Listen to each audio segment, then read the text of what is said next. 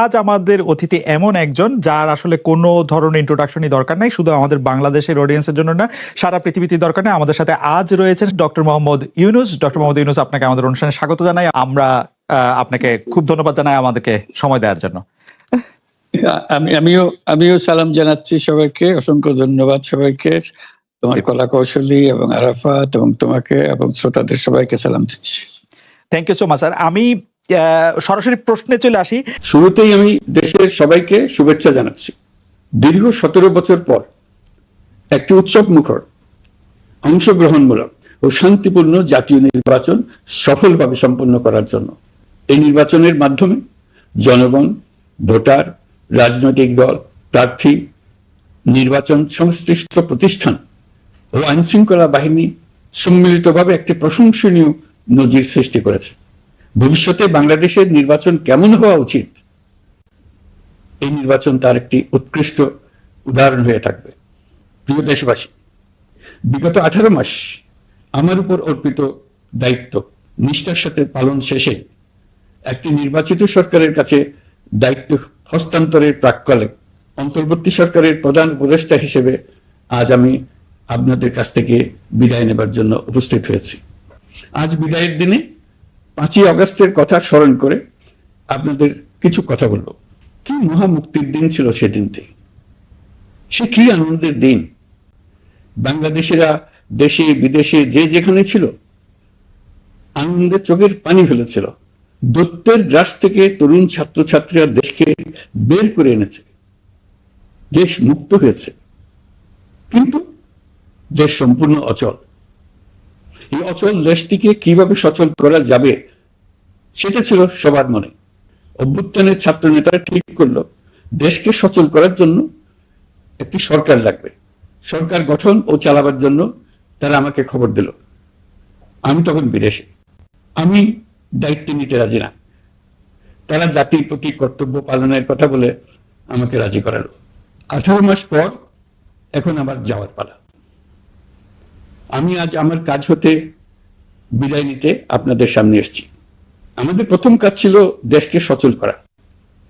এটি ছিল সবচেয়ে কঠিন কাজ। যারা দেশকে লুটে পুটে খেত তারা দেশের এই যন্ত্র চালাতো। তাদের একান্ত অনুগত লোকজন নিয়ে অভ্যুত্থানের সঙ্গে সঙ্গে সবাই পালিয়ে গেছে। বড় কর্তা পালিয়ে গেছে, মাঝারি কর্তা পালিয়ে গেছে, অন্যরা ভোল পাল্টিয়েছে অথবা আত্মগোপনে চলে গেছে। কেউ নানা জনের সুপারিশ নিয়ে আসছে, তারা অভ্যুত্থানের গোপন সৈনিক ইত্যাদি। সরকারের ভেতর যারা পালিয়ে যাননি তাদের মধ্যে কাকে বিশ্বাস করবেন, কাকে বিশ্বাস করবেন না, এটি মহাসংকট হয়ে দাঁড়ালো। যতই মৃতদেহের অঙ্গ প্রত্যঙ্গবিহীন দেহের সন্ধান আসছিল ততই তারা চিহ্নিত হচ্ছিল। সেই থেকে 18 মাস চলে গেছে। অবশেষে 12ই ফেব্রুয়ারি আসলো। 1.5 যুগ পরে দেশে একটি জাতীয় নির্বাচন এবং ব্যাপক সাংবিধানিক পরিবর্তনের জন্য সর্বসম্মত জুলাই সনদের উপর গণভোট অনুষ্ঠান হলো। এই নির্বাচনে উৎসব মুখর পরিবেশ, দেশের সর্বত্র একটা ঈদের পরিবেশ ছিল যে আমাদের ইতিহাসে স্মরণীয় হয়ে থাকবে। এই প্রতিদ্বন্দ্বিতামূলক নির্বাচনে যারা জয়ী হয়েছেন তাদের আমি অভিনন্দন জানাচ্ছি। যারা পরাজিত হয়েছেন তাদেরকেও আমি অভিনন্দন জানাচ্ছি। হার জিতেই হলো গণতন্ত্রের সৌন্দর্য। যারা জয়ী হয়েছেন তারা মোট ভোটের প্রায় অর্ধেক পেয়েছেন। যারা জয়ী হতে পারেননি তারা মোট ভোটের অর্ধেক পেয়েছেন। যারা জয়ী হতে পারেননি তারা এই জেনে আশ্বস্ত হবেন যে প্রায় অর্ধেক ভোটার আপনাদের উপর আস্থা রেখেছে। আগামী দিন নতুন সরকার দায়িত্ব গ্রহণ করবে। এর মাধ্যমে আমাদের 18 মাসের দায়িত্বের সমাপ্তি হবে। 24শে জুলাই মাসে বাংলাদেশের মানুষ এক অভূতপূর্ব অভ্যুত্থানের মধ্য দিয়ে তাদের মুক্তি, আকাঙ্ক্ষা ও মর্যাদার দাবি উচ্চারণ করেছিল। সেই সময় দেশ একটি গভীর রাজনৈতিক, অর্থনৈতিক, প্রাতিষ্ঠানিক ও মানবিক সংকটে নিপতিত ছিল। রাষ্ট্রযন্ত্রের উপর মানুষ আস্থা হারিয়ে ফেলেছিল। গণতন্ত্র হয়েছিল দুলিশ্বাস, ভবিষ্যৎ ছিল অনিশ্চিত।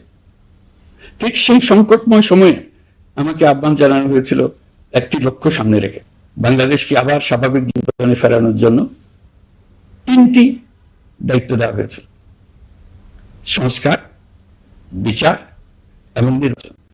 আমি ও আমার সহকর্মীরা সবাই আমরা সেই অঙ্গীকার রক্ষার চেষ্টা করে গেছি।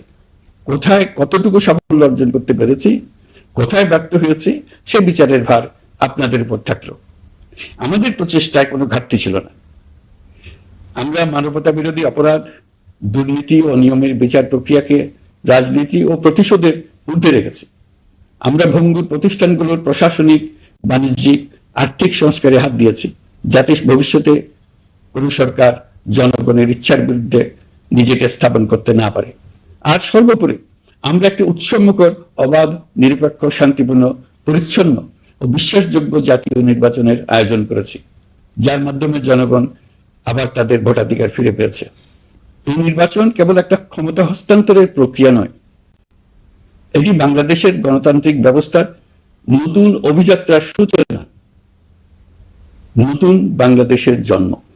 এই অর্জনের পেছনে যারা ছিলেন, জুলাইয়ে রাস্তায় নেমে আসা প্রতিবাদকারী তরুণ তরুণীরা, সেই সাহসী মানুষগুলো, শহীদ ও আহতরা, তাদের প্রতি আমি গভীর শ্রদ্ধা ও কৃতজ্ঞতা জানাচ্ছি। তাদের অভূতপূর্ব ত্যাগ ছাড়া এই পরিবর্তন সম্ভব হতো না। এই প্রক্রিয়া সফল করতে দেশের আবালবৃদ্ধ বনিতা সকলেই সহযোগিতা করেছেন। প্রাতিষ্ঠানিক দিক থেকে দেশের রাজনৈতিক দলসমূহ, নির্বাচন কমিশন, সকল আইনশৃঙ্খলা বাহিনী, সশস্ত্র বাহিনী, সরকারি কর্মকর্তা কর্মচারী ও প্রশাসনের প্রতিটি স্তরের সদস্যরা আন্তরিক সহযোগিতা করেছেন। আপনাদের প্রতি আমার আন্তরিক কৃতজ্ঞতা রইল। আপনাদের ধৈর্য, পেশাদারিত্ব ও আস্থার উপর ভর করেই এই পথ চলা সম্ভব হয়েছে। প্রিয় দেশবাসী, 24-এর গণঅভ্যুত্থানের সময় দেয়ালে দেয়ালে তরুণরা যে নতুন বাংলাদেশের স্বপ্ন এঁকেছিল, তার কেন্দ্র ছিল প্রাতিষ্ঠানিক সংস্কার। সেই প্রত্যাশা বাস্তবায়নে অন্তর্বর্তী সরকার প্রায় 130টি নতুন আইন ও সংশোধনী প্রণয়ন করেছে এবং প্রায় 600টি নির্বাহী আদেশ জারি করেছে, যা প্রায় 84% ইতিমধ্যে বাস্তবায়িত হয়েছে। এই সংস্কার সমূহ নাগরিক অধিকারকে সংহত করেছে, বিচার ব্যবস্থাকে শক্তিশালী করেছে এবং গুম, খুন ও বিচার বহির্ভূত হত্যার সংস্কৃতি যেন আর কখনো ফিরে না আসে সেটা নিশ্চিত করেছে। আমরা দায়িত্ব গ্রহণের সময় দেশের আইন শৃঙ্খলা পরিস্থিতি ছিল অত্যন্ত ভঙ্গুর। থানাগুলো ছিল পুলিশশূন্য, জনগণের মধ্যে আস্থার বদলে ভয় ও শঙ্কা তৈরি হয়েছিল। ধাপে ধাপে আমরা সেই অবস্থার পরিবর্তন ঘটিয়েছি। আজ পুলিশ আর মারণাস্ত্র ব্যবহার করে না, বেআইনিভাবে কাউকে তুলে নিয়ে যায় না, বন্দুক যুদ্ধের নামে হত্যা করে না। পুলিশ ও গোয়েন্দা বাহিনীর ভয়ে কাউকে ডিলিট বাটন চাপতে হয় না। জনবান্ধব ও জবাবদিহিমূলক বাহিনী হিসেবে 2025 প্রণয়ন করা হয়েছে। বিচার বিভাগকে স্বাধীন ও শক্তিশালী করতে পৃথক সচিবালয় গঠন, বিচারক নিয়োগের স্বচ্ছ কাঠামো এবং দেওয়ানি ও ফৌজদারি আইনে যুগান্তকারী সংস্কার করা হয়েছে। সেপারেশন অব জুডিশিয়ারির জন্য মাজদারসান মামলার রায় আমরা বাস্তবায়ন করে গেলাম। গুমকে মানবতার বিরুদ্ধে অপরাধ হিসেবে স্বীকৃতি দিয়ে আন্তর্জাতিক অপরাধ ট্রাইব্যুনাল আইন সংশোধন করা হয়েছে। বিচার প্রক্রিয়াকে স্বচ্ছ করতে রায় সরাসরি সম্প্রচারের সুযোগ, বিদেশি আইনজীবী নিয়োগ এবং অন্তর্বর্তী আপিলের বিধান যুক্ত করা হয়েছে। বাংলাদেশ যেন আর কখনো মানবাধিকারহীন রাষ্ট্রে পরিণত না হয় সেই লক্ষ্যে জাতীয় মানবাধিকার কমিশন অধ্যাদেশ জারি করা হয়েছে এবং কমিশন গঠন করা হয়েছে।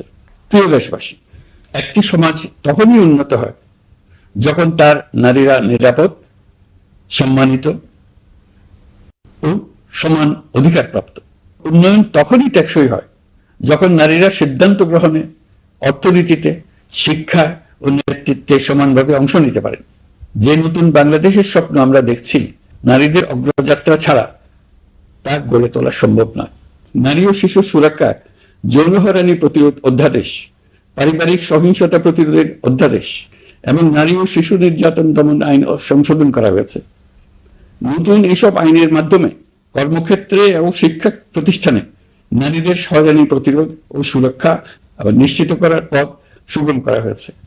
প্রিয় দেশবাসী, অভ্যুত্থান পরবর্তী এক উত্তাল সময়ে দেশকে ধীরে ধীরে স্বাভাবিক ধারায় ফিরিয়ে আনতে আমাদের সশস্ত্র বাহিনীর সৈন্যরা যে ধৈর্য, পেশাদারিত্ব ও দায়িত্ববোধের পরিচয় দিয়েছে, তার জন্য দেশবাসীর পক্ষ থেকে আমি তাদের প্রত্যেককে আন্তরিক ধন্যবাদ জানাচ্ছি। একই সঙ্গে বিশেষভাবে উল্লেখ করতে চাই, যখনই কোনো সংকটময় পরিস্থিতির উদ্ভব হয়েছে তখনই দেশের রাজনৈতিক নেতৃত্ব আমাদের আহ্বানে তাৎক্ষণিকভাবে সাড়া দিয়েছেন এবং সহযোগিতার হাত বাড়িয়ে দিয়েছেন। এই পারস্পরিক দায়িত্ববোধ ও সংযমই দেশকে অস্থিরতার পথ থেকে স্থিতিশীলতার দিকে এগিয়ে নিতে সহায়ক হয়েছে। স্বৈরাচারের 16 বছরে এই দেশের রাজনৈতিক নেতাকর্মীরা যে ভয়াবহ নিপীড়ন, মামলা হামলা, গুম ও হত্যার শিকার হয়েছেন তা আমাদের জাতির জন্য এক গভীর বেদনাদায়ক শিক্ষা। এই অভিজ্ঞতা আমাদের স্মরণ করিয়ে দেয় যাতে ভবিষ্যতে আর কখনো কোনো জালেম মাথাচাড়া দিয়ে উঠতে না পারে, যেন আর কখনো ফেসিবাদ প্রতিষ্ঠিত না হয়, শত শত আইনাঘর সৃষ্টি না হয়, বিচার বহির্ভূত হত্যা ফিরে না আসে। সেই জন্য কেবল রাজনৈতিক অঙ্গীকারই যথেষ্ট নয়, প্রয়োজন ন্যায় বিচার নিশ্চিত করার লক্ষ্যে বিচার ব্যবস্থা ও রাষ্ট্রীয় কাঠামোর মৌলিক ও গভীর সংস্কার। এই উপলব্ধি থেকেই অন্তর্বর্তী সরকার তার সংস্কার কর্মসূচিকে সর্বোচ্চ অগ্রাধিকার দিয়েছে। প্রিয় দেশবাসী, ফ্যাসিস্ট সরকারের 16 বছরের নিপীড়ন ও জুলাইয়ের রক্তাক্ত স্মৃতি এখনো আমাদের মাঝে তাজা হয়ে আছে। যারা ভয়াবহ নিপীড়ন ও নির্যাতন চালিয়েছে তাদের বিচার করা এবং যেন আর কেউ এ ধরনের দুঃশাসন কায়েম করতে না পারে সেটা নিশ্চিত করা আমাদের গুরু দায়িত্ব। বিচার একটা চলমান প্রক্রিয়া। একাধিক ট্রাইব্যুনাল বর্তমানে সক্রিয়ভাবে কাজ করছে। ইতিমধ্যে একাধিক মামলার রায় ঘোষণা হয়েছে। আন্তর্জাতিক অপরাধ ট্রাইব্যুনালে ফেসিবাদের সময় দেশে যে গুমের সংস্কৃতি গড়ে উঠেছিল সেই ভয়াবহ মানবাধিকার লঙ্ঘনের বিচারও শুরু হয়েছে। বেশ কিছু মামলার বিচারিক কার্যক্রম এখন শেষের পথে। আমরা আশা করছি আগামী দিনগুলোতেও বিচারিক প্রক্রিয়া অত্যন্ত নিরপেক্ষ ও স্বচ্ছতার সঙ্গে এগিয়ে যাবে। প্রিয় দেশবাসী, অন্তর্বর্তী সরকারের সবচেয়ে বড় অর্জন জুলাই সনদ, যার ভিত্তিতে গণভোটে বিপুল সংখ্যাগরিষ্ঠতায় তা বাস্তবায়নের সিদ্ধান্ত দিয়েছে দেশের মানুষ। জুলাই সনদের বাস্তবায়ন হলে ফেসিবাদ ফিরে আসার পথগুলো চিরতরে বন্ধ হয়ে যাবে। আশা করব এটা নির্ধারিত সময়ের সীমার মধ্যেই বাস্তবায়ন হবে। অন্তর্বর্তী সরকারের ছোট বড় ভালো মন্দ অনেক কথা ভুলে গেলেও জুলাই সনদের কথা জাতি কখনো ভুলবে না। এই সনদ রচনা এবং গণভোটে পাশ করানোর জন্য আমি সকল রাজনৈতিক দল, সামাজিক সংগঠন, অধিকার রক্ষা প্রতিষ্ঠান যারা অক্লান্ত পরিশ্রম করেছে তাদের সবাইকে আজ অভিনন্দন জানাচ্ছি। এই নির্বাচনে প্রথমবারের মতো প্রবাসীদের ভোট দেওয়ার সুযোগ সৃষ্টি করা হয়েছে। যখন একজন ভোটার গর্ব করে এই নির্বাচন ও গণভোটে ভোট দেওয়ার অভিজ্ঞতা সোশ্যাল মিডিয়ায় বলে, তখন একজন নাগরিক হিসেবে আমি আনন্দ ধরে রাখতে পারি না। আমি আশা করি এই প্রক্রিয়ায় ভবিষ্যতে আরো অনেক বেশি প্রবাসীরা নিশ্চিন্তে অংশগ্রহণ করতে পারবে। প্রিয় দেশবাসী, আমরা দায়িত্ব গ্রহণের সময় অর্থনীতি ছিল বিপর্যস্ত, ব্যাংকিং ব্যবস্থা ভেঙে পড়েছিল, অর্থ পাচার ছিল লাগামহীন। আমরা রাজস্ব ব্যবস্থাপনা, করনীতি, মুদ্রা ব্যবস্থাপনা, আর্থিক খাতে কাঠামোগত সংস্কার এনেছি। তলাবিহীন অর্থনীতি আমাদের জন্য রেখে গিয়েছিল আগের ফেসিবাদী সরকার। কেন্দ্রীয় ব্যাংক বাণিজ্য ব্যাংককে ফতুর করে দিয়ে গেছে, $234 বিলিয়ন পাচার করে নিয়ে গেছে, বিশাল ঋণের বোঝা রেখে গেছে। এইসব আমাদের জানা কথা। আমরা যারা এই অর্থনীতি আবার চালু করার দায়িত্ব পেয়েছিলাম তারা দিশা খুঁজে পাচ্ছিলাম না। এখন যাবার সময় স্বস্তি পাচ্ছি যে আমরা অবস্থার মোকাবেলা করতে পেরেছি এবং নতুন অর্থনীতির বুনিয়াদ রচনা করে রেখে যেতে পারছি। এখন আর পাওনাদাররা আমাদের তাড়া করতে আসবে না। আন্তর্জাতিক লেনদেনে আমরা চোখে অন্ধকার দেখব না। আমাদের রিজার্ভের পরিমাণ এখন $34 বিলিয়ন। আমাদের দেশপ্রেমিক প্রবাসী ভাই বোনদের রেমিটেন্সের টাকায় এই রিজার্ভ ক্রমেই বাড়ছে। নিত্য প্রয়োজনীয় পণ্যের দাম নিয়ন্ত্রণে সরবরাহ বৃদ্ধি করা হয়েছে। টিসিবির কার্যক্রম সম্প্রসারিত হয়েছে। বাজার তদারকি ও মজুতদারির বিরুদ্ধে কঠোর ব্যবস্থা নেওয়া হয়েছে। এর ফলে খাদ্য মূল্যস্ফীতি উল্লেখযোগ্যভাবে কমেছে। শ্রমিক অধিকারকে মানবাধিকারের অংশ হিসেবে বিবেচনা করে আন্তর্জাতিক শ্রম সংস্থার গুরুত্বপূর্ণ কনভেনশন সমূহ অনুসমর্থন করা হয়েছে, যা কর্মক্ষেত্রে শ্রমিকের নিরাপত্তা ও মর্যাদা নিশ্চিত করবে। যুগান্তকারী নতুন শ্রম আইন প্রণয়ন করা হয়েছে। প্রবাসীরা আমাদের অর্থনীতির প্রাণশক্তি। তাদের সুরক্ষা ও কল্যাণে আইন সংশোধন, বিদেশে আইনি সহায়তা নতুন শ্রম চুক্তি এবং দক্ষতা উন্নয়ন প্রকল্প গ্রহণ করা হয়েছে।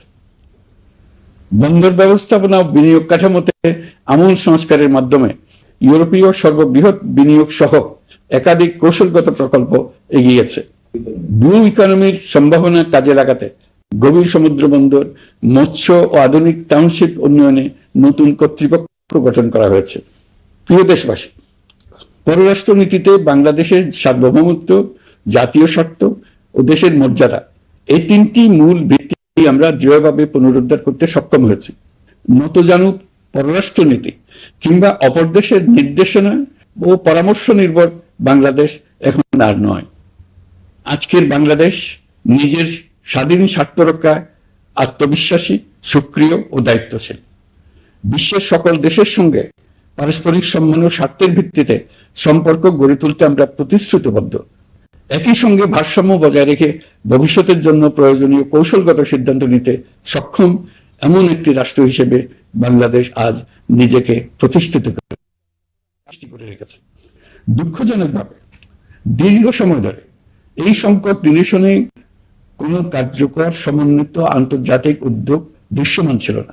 দায়িত্ব গ্রহণের পর আমরা আন্তর্জাতিক অঙ্গনে মৃতপ্রায় এই ইস্যুটিকে পুনরায় বিশ্ব মনোযোগের কেন্দ্রে নিয়ে আসতে সক্ষম হয়েছে। এই সংকটের গুরুত্ব অনুধাবন করে জাতিসংঘ আমাদের পাশে দাঁড়িয়েছে। জাতিসংঘের মহাসচিব নিজে বাংলাদেশ সফর করেছেন এবং সমস্যার টেকসই সমাধানে সহায়তার অঙ্গীকার ব্যক্ত করেছেন। আমার অনুরোধে জাতিসংঘে রোহিঙ্গা বিষয়ে বিশেষ সভা অনুষ্ঠিত হয়েছে। প্রিয় দেশবাসী, দীর্ঘ ফেসিবাদী শাসনামলে বাংলাদেশের সশস্ত্র বাহিনীর সক্ষমতা ও আধুনিকীকরণের বিষয়টি পরিকল্পিতভাবে উপেক্ষিত ছিল। আমরা অল্প সময়ের মধ্যেই সেই অবস্থার মৌলিক পরিবর্তনের সূচনা করতে পেরেছি। দায়িত্ব গ্রহণের পর থেকেই বর্তমান সরকার সশস্ত্র বাহিনীর সক্ষমতা বৃদ্ধি, আধুনিকায়ন এবং যে কোনো ধরনের আগ্রাসন কার্যকরভাবে মোকাবেলার জন্য সশস্ত্র বাহিনীকে উপযোগী করে গড়ে তোলাকে অগ্রাধিকার দিয়েছে। সশস্ত্র বাহিনীর প্রতিরক্ষা সক্ষমতা বৃদ্ধি একটি ব্যয়বহুল প্রক্রিয়া হলেও বর্তমান বৈশ্বিক বাস্তবতায় বহির্বিশ্বের সম্ভাব্য হুমকি ও আগ্রাসন মোকাবেলার জন্য এর কোনো বিকল্প নেই। এই বাস্তবতা বিবেচনা নিয়ে অন্তর্বর্তী সরকার তার সীমিত মেয়াদের মধ্যে সেনাবাহিনী, বিমান বাহিনী ও নৌবাহিনীর সক্ষমতা বৃদ্ধিতে যুগান্তকারী পদক্ষেপ গ্রহণ করেছে। আমি দৃঢ়ভাবে বিশ্বাস করি এই উদ্যোগগুলোর ধারাবাহিকতা ভবিষ্যতের নির্বাচিত গণতান্ত্রিক সরকার সমূহ অব্যাহত রাখবে, যাতে বাংলাদেশের জাতীয় নিরাপত্তা, স্বাধীনতা, সার্বভৌমত্ব, আঞ্চলিক অখণ্ডতা দীর্ঘমেয়াদে নিশ্চিত করা যায়। প্রিয় দেশবাসী, বাংলাদেশ এখন কেবল সংকট থেকে উত্তরণের গল্প নয়। বাংলাদেশ আজ অমিত সম্ভাবনার দেশ। আমাদের ছেলে মেয়েরা অসীম সম্ভাবনা নিয়ে জন্মায়। এটি সাহসী, সৃজনশীল, উদ্যমী তরুণদের দেশ। তাদের দরকার উপযুক্ত শিক্ষা, বিশ্বমানের প্রশিক্ষণ এবং এমন একটি রাষ্ট্র ব্যবস্থা যেখানে মেধা ও পরিশ্রম ও সততার মূল্য আছে। সারা বিশ্বে অর্থনৈতিক কর্মকাণ্ড পরিচালনায় প্রতি বছর বিপুল সংখ্যক দক্ষ, কর্মঠ, শৃঙ্খলাবদ্ধ কর্মীর প্রয়োজন তৈরি হচ্ছে, আর বাংলাদেশে আছে কর্মক্ষম বিপুল তরুণ সম্প্রদায়। আমরা যদি এই বৈশ্বিক চাহিদা পূরণে উপযুক্ত পদক্ষেপ গ্রহণ করি, তাহলে জাপান, কোরিয়া, মধ্যপ্রাচ্য, ইউরোপ, উত্তর আমেরিকা সহ সবাই চাইবে বাংলাদেশের তরুণ তরুণীদের শ্রম, মেধা ও সৃজনশীলতা ব্যবহার করতে। আমরা হয়ে উঠতে পারি তাদের জন্য পছন্দের একটা নির্ভরযোগ্য, দক্ষ জনশক্তি সরবরাহকারী দেশ। আমাদের খোলা সমুদ্র কেবল ভৌগোলিক সীমারেখা নয়, এটি বাংলাদেশের জন্য বিশ্ব অর্থনীতির সঙ্গে যুক্ত হওয়ার উন্মুক্ত দরজা। নেপাল, ভুটান ও সেভেন সিস্টার্সকে নিয়ে এই অঞ্চলে অর্থনৈতিক সমৃদ্ধির বিশাল সম্ভাবনা রয়েছে। অর্থনৈতিক অঞ্চল, বাণিজ্যিক চুক্তি ও শুল্কমুক্ত বাজারে প্রবেশের সুযোগের মধ্য দিয়ে এই অঞ্চলে একটি বৈশ্বিক উৎপাদন কেন্দ্র হিসেবে গড়ে ওঠার শক্তিশালী ভিত্তি প্রতিষ্ঠিত হবে। আমাদের বন্দরগুলোর দক্ষতা আন্তর্জাতিক পর্যায়ে নেবার জন্য সেরা আন্তর্জাতিক বন্দর পরিচালনা কোম্পানির সঙ্গে চুক্তির কাজে আমরা অনেক এগিয়ে এসেছি। এর দক্ষতা বাড়াতে না পারলে আমরা অর্থনৈতিক অর্জনে পিছিয়ে যাব। প্রিয় দেশবাসী, সম্প্রতি বাংলাদেশের সঙ্গে যুক্তরাষ্ট্রের একটি গুরুত্বপূর্ণ দ্বিপাক্ষিক বাণিজ্য শুল্ক চুক্তি সম্পন্ন হয়েছে। এই চুক্তি কেবল একটি বাণিজ্যিক সুবিধা নয়, এটি বাংলাদেশের অর্থনীতি, কর্মসংস্থান, শিল্পায়ন এবং আন্তর্জাতিক কূটনৈতিক অবস্থানকে দীর্ঘমেয়াদে শক্তিশালী করার জন্য একটি কৌশলগত ভিত্তি হিসেবে কাজ করবে। এই চুক্তির ফলে যুক্তরাষ্ট্রের বাজারে বাংলাদেশের জন্য প্রযোজ্য পারস্পরিক শুল্ক ভার রেসিপ্রোকাল ট্যারিফ 37% থেকে 19% কমে এসছে। এই চুক্তির একটা বিশেষ দিক হলো যুক্তরাষ্ট্রে উৎপাদিত তুলা ও কৃত্রিম তন্তু ব্যবহার করে তৈরি পোশাক পণ্যে শূন্য পারস্পরিক শুল্ক সুবিধা। এটা একটা মস্ত বড় সুবিধা। এর মাধ্যমে যুক্তরাষ্ট্রের বাজারে শুল্ক সুবিধা পাওয়ায় বাংলাদেশি পোশাক আরো কম দামে যুক্তরাষ্ট্রে প্রবেশ করবে। যুক্তরাষ্ট্রের তুলা ব্যবহারের ফলে আমাদের সরবরাহ হচ্ছে আরো বৈচিত্র্যময় ও স্থিতিশীল হবে। এটি বাংলাদেশের পোশাক শিল্পকে উচ্চ মূল্যের ও উন্নত মানের পণ্যের দিকে অগ্রসর হওয়ার সুযোগ করে দেবে। প্রিয় দেশবাসী, বাংলাদেশের অর্থনৈতিক ভবিষ্যৎ টেকসই, বৈচিত্র্যময় ও প্রযুক্তি নির্ভর করার লক্ষ্যে জাপানের সঙ্গে সম্পাদিত অর্থনৈতিক অংশীদারিত্ব চুক্তি একটি ঐতিহাসিক ও কৌশলগত অগ্রগতি। এই অংশীদারিত্বের একটি গুরুত্বপূর্ণ সুফল হলো উৎপাদন ও রপ্তানির বহুমুখীকরণ। জাপানের সঙ্গে সহযোগিতার ফলে অটোমোবাইল যন্ত্রাংশ, ইলেকট্রনিক্স, রেলওয়ে সরঞ্জাম, গ্রিন টেকনোলজি এবং উচ্চ মূল্যের শিল্পপণ্যে বাংলাদেশ ধাপে ধাপে যুক্ত হতে পারবে। এতে আমাদের ঝুঁকি কমবে এবং বৈশ্বিক বাজারে বাংলাদেশের অবস্থান আরো শক্তিশালী হবে।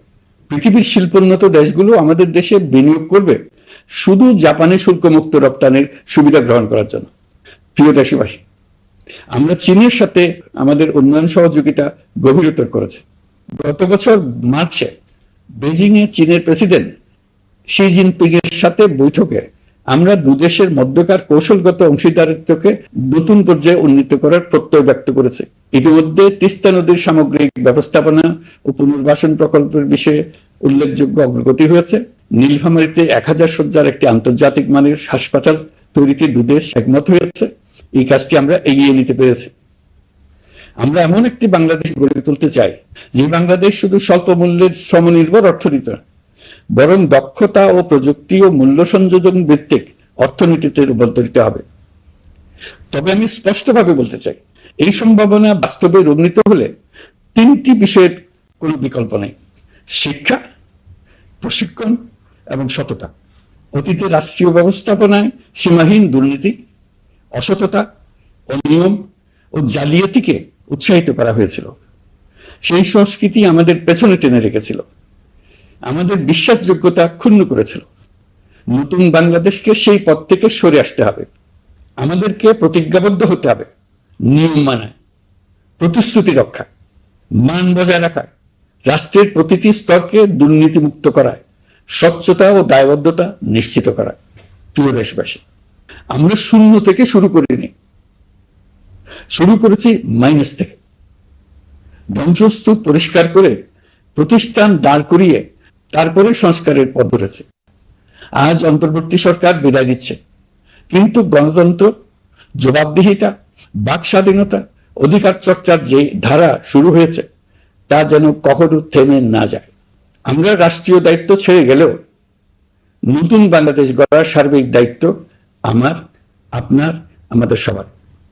আমাদের সকলের দায়িত্ব দেশকে সত্যিকারের গণতন্ত্র হিসেবে পরিস্ফুটিত করা।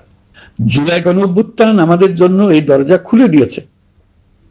আমরা যদি স্বপ্ন, আকাঙ্ক্ষা ও শক্তিকে বাঁচিয়ে রাখতে পারি, তবে বাংলাদেশের অগ্রযাত্রা কেউ থামাতে পারবে না। গণঅভ্যুত্থানে যারা প্রাণ দিয়েছে, শরীরের অঙ্গ হারিয়ে দুঃসহ জীবনযাপন করছে, যাদের লাশ পুড়িয়ে ফেলা হয়েছে, যাদের লাশ এখনো খুঁজে পাওয়া যাচ্ছে না, যারা অল্পের জন্য বেঁচে গেছে, তাদের সকলের আত্মত্যাগকে এই জাতি যেন কোনোদিন ভুলে না যায়। প্রতিটি রাষ্ট্রীয় সিদ্ধান্ত গ্রহণে আমরা যেন তাদের ছবি মনে রেখে সিদ্ধান্ত নিই। আমাদের পরবর্তী প্রজন্মকে ক্ষমতাবানদের কিভাবে নিয়ন্ত্রণে রাখতে হয় সেই শিক্ষাটি যেন দিয়ে যেতে পারে। ক্ষমতাবানদের ক্ষমতা মানুষকে কিরকম মনুষ্যত্বহীন করে তুলতে পারে সেটা জাতির ইতিহাসে ধরে রাখার জন্য আমরা পলাতক প্রধানমন্ত্রীর বাসস্থান গণভবনকে জাতীয় জুলাই স্মৃতি জাদুঘর হিসেবে প্রতিষ্ঠিত করে রেখে যাচ্ছি। এখানে আপনাদের স্মৃতির বাস্তব নমুনা সংরক্ষণ করে রাখা হয়েছে। জাদুঘর যখন জনসাধারণের জন্য খুলে দেওয়া হবে, তখন আপনি যেখানেই থাকুন, দেশে থাকুন, বিদেশে থাকুন, আমি অনুরোধ করব আপনি সপরিবারে একবার এসে কিছুক্ষণ জাদুঘরে কাটিয়ে যাবেন। প্রিয় দেশবাসী, আসুন আমরা এমন একটি বাংলাদেশি করি যেখানে সম্ভাবনা সীমাহীন আর স্বপ্নের কোনো সীমানা নেই। গত 18 মাসে ক্রমান্বয়ে এদেশের মানুষের মধ্যে গণতন্ত্র, একটি কল্যাণমূলক শাসন ব্যবস্থা, বাক স্বাধীনতা, ক্ষমতাকে প্রশ্ন করতে পারা, সমালোচনা করতে পারা, জবাবদিহিতায় আনতে পারার যে চর্চা শুরু হলো, উৎসব মুখর পরিবেশে নির্বাচন আয়োজন করে জনগণের অধিকার নিশ্চিত হলো, এই ধারা যেন কোনো রকমেই হাতছাড়া হয়ে না যায়। আমি বিশ্বাস করি বাংলাদেশের আপামর জনসাধারণ এবং সকল রাজনৈতিক পক্ষ ইস্পাত কঠিন ঐক্যের মাধ্যমে এই ধারাকে আগামী দিনগুলোকে রক্ষা করবে, সমৃদ্ধ করবে। অধিকারের বিষয়ে, দেশের স্বাধীনতার সার্বভৌমত্বের বিষয়ে পরবর্তী প্রজন্মের জন্য একটি সুন্দর বাংলাদেশ গড়ে তোলার প্রত্যয়ে দৃঢ় থাকতে হবে। দলমত, ধর্ম, বর্ণ, নারী পুরুষ নির্বিশেষে সবাইকে আহ্বান জানায় একটি ন্যায়ভিত্তিক, মানবিক ও গণতান্ত্রিক বাংলাদেশ গড়ে তোলার সংগ্রাম অব্যাহত রাখতে। এই আহ্বান জানিয়েই আমি অত্যন্ত আশাবাদের সঙ্গে আজ আপনাদের কাছ থেকে বিদায় নিচ্ছি। দেশের শিশু, কিশোর কিশোরী, তরুণ তরুণী, ছাত্রছাত্রী, নারী পুরুষ, নবীন প্রবীণ, আমার দায়িত্ব থেকে বিদায় নেবার এই প্রাক্কালে আপনাদের সকলের প্রতি আন্তরিক ধন্যবাদ জানাচ্ছি। আমার জন্য দোয়া করবেন।